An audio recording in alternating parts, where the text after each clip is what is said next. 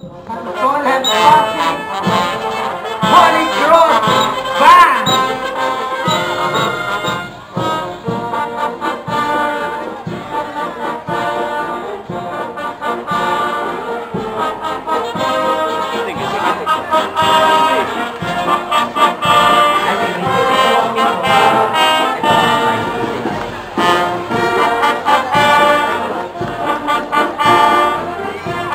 Welcome to the city of Mandaluyong ng Santolan Pasig. Salamat. Salamat sa mga taga-Pasig.